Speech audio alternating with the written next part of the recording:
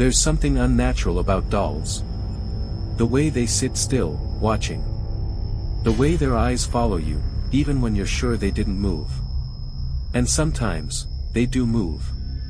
Tonight, you'll hear true stories of dolls that whispered, walked, and worse. These aren't toys. These are warnings. Story number 1, The Doll That Knew My Name. Submitted by Layla, Virginia. I was 14 when my grandmother died and left me her doll collection. She had over 70, all antique. Most were porcelain. Some had glass eyes. Some had real human hair. I hated them. But my parents insisted I keep the one named Annabelle. Not that Annabelle, this one was hand-sewn, cloth body, with a stitched smile and faded pink dress.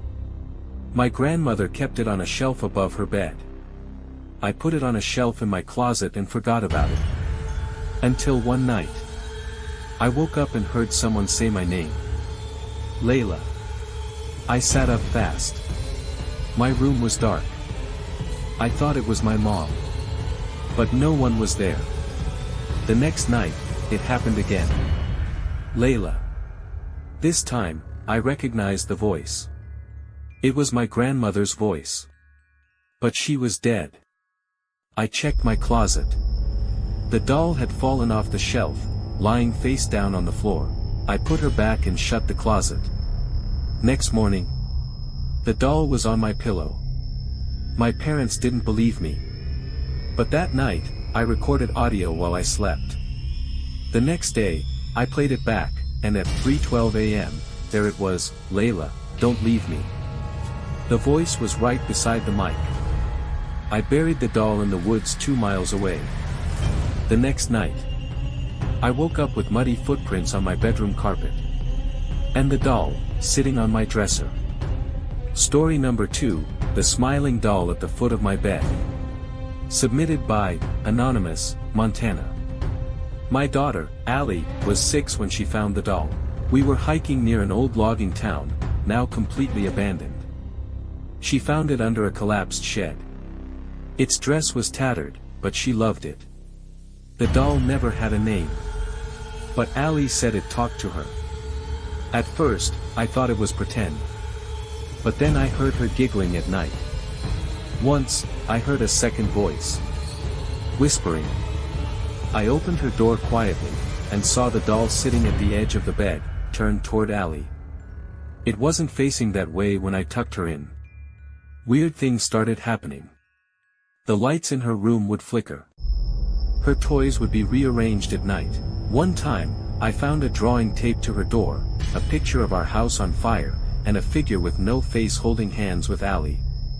She said, the doll told her that would happen if I made her get rid of it. I burned the doll the next morning. That night, we woke to the smell of smoke. The microwave had turned on by itself, and caught fire. Story number 3, Don't Look Into Her Eyes. Submitted by Marcus, Oregon. I work in estate cleanouts. One job took me to a farmhouse that had been empty for nearly 40 years. The owner had died, no family, no will. In the attic was a trunk with one item inside, a wooden doll with carved eyes and a cracked smile. It felt heavy. Not in weight, but in presence. The old man who met me at the property said, "Don't look her in the eyes." I thought he was joking. I took the doll home, planned to list it online. But that night, I had the most vivid dream. I was in the attic again. The doll was sitting in front of me. It turned its head and said, "Now you belong to me." I woke up screaming. The next morning, I found the doll sitting at the foot of my bed. I live alone. I left her in the garage. But every night since, I dream of the attic. And she gets closer. Story number 4, The Doll in the Mirror. Submitted by Chelsea, Pennsylvania. When I was in college, I rented a small off-campus apartment. It came fully furnished, including a full-length antique mirror in the bedroom. Sitting on the shelf beside it was a small doll. Glass eyes. Painted lips. A little cracked bonnet. The landlord told me not to move the mirror. Said it was part of the lease. I laughed. I should have left then and there. The first week was fine. But then I started noticing that the doll looked different in the mirror. Its smile was wider. Its eyes glistened like it was alive. One night, while brushing my teeth, I glanced at the mirror. The doll was smiling. Not just painted, its mouth had moved. I spun around. In real life, it looked unchanged. But in the mirror, it blinked. I moved out 2 days later. Broke my lease. I don't care. I still have nightmares about its reflection walking out of the glass. Story number 5, Cleaning Job from Hell. Submitted by Tom, Michigan. I do residential deep cleaning for abandoned homes. One day, I got sent to a Victorian-era house scheduled for demolition. The house had been empty for years. Supposedly the last owner was a hoarder. I found one room that was locked. When I finally got it open, it was filled floor to ceiling with dolls. Hundreds. Every one of them facing the door. Dusty, lifeless, except for one, a soft plastic baby doll with faded eyes and a black stain on its mouth. That night, I dreamed I was in that room again. But the dolls were talking. Singing a nursery rhyme. And the one with the black mouth was in my bed when I woke up. I thought I was losing my mind. But that afternoon, when I got back to the house to finish cleaning, the doll was gone. Story number 6, Hand-Stitched Horror. My great-aunt used to make dolls by hand. She gave me one when I turned 9, made from her old curtains and her late husband's necktie. It had button eyes and a sewn-on smile. At first, I loved it. Until it started showing up in places I hadn't left it. On my pillow. In the kitchen. Once, I found it on the roof of our garden shed.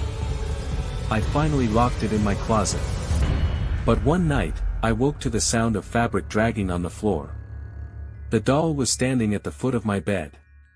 On 2 legs. I screamed. My parents didn't believe me. The next morning, it was gone. A week later, a neighbor down the road died in her sleep, her body found with pieces of button plastic embedded in her skin. Story number 7, The Collector. Submitted by Dorian, New Mexico. I used to sell vintage items online. One day I found a listing for a rare 1920s marionette, supposedly handmade by a puppeteer who disappeared under mysterious circumstances. The buyer said it was haunted. I thought that was a gimmick. I bought it. The puppet arrived wrapped in old paper. No return address. The moment I opened the box, the air turned cold. Every night after that, I'd hear wooden clacking outside my bedroom door. When I opened it, nothing. Then one night I saw it. Standing in the hallway.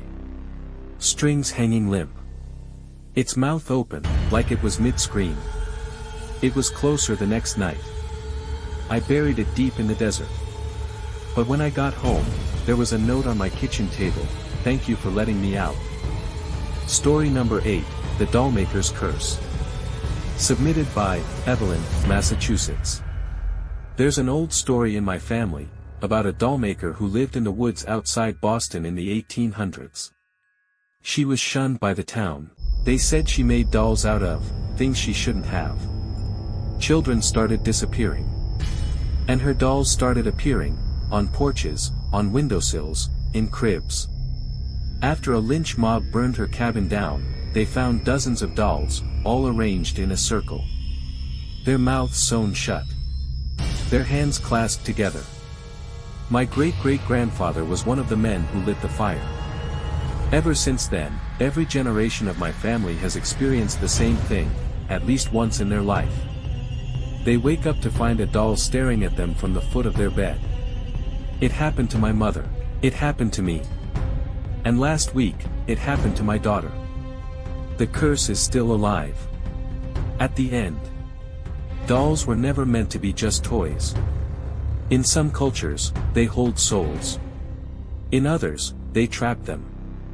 So if you find one at a yard sale, in your attic, or mysteriously sitting on your porch, don't touch it. Don't talk to it. And whatever you do, don't look it in the eyes.